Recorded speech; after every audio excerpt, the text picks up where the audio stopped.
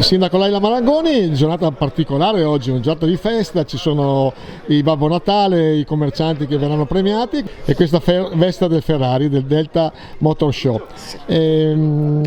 Quest'anno, nonostante tutto, siete riusciti a fare una bella programmazione di Natale, o sbaglio? Sì, noi siamo soddisfatti perché poi in sinergia con la Proloco ci sono vari appuntamenti. Avete cercato di fare un Natale anche sobrio, ci sono le luminari, però ci diceva già la volta scorsa che siete riusciti a risparmiare anche su quello, nonostante ci sia la città illuminata, l'albero.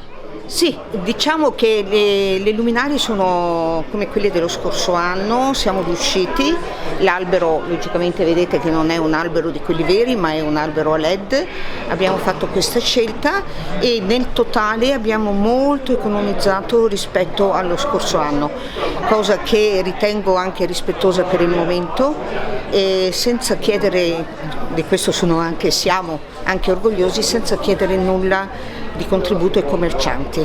Complimenti comunque. In un momento che tutti sappiamo è un momento difficile, perciò questo è il regalo che noi facciamo a loro per tutto l'impegno che ci mettono. Ecco, un'altra cosa che veramente penso sia unica nei nostri paesi, ci sarà appunto il Babbo Natale che girerà per tutti i commercianti per portare assieme a Foglie Vive e Proloco un dono senza chiedere appunto niente ai commercianti. Foglie Vive, Proloco e Comune. Ecco, amministrazione comunale, esatto.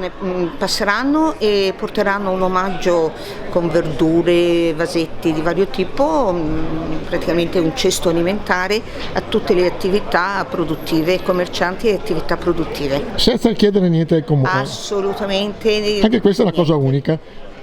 Grazie, ce la mettiamo tutta.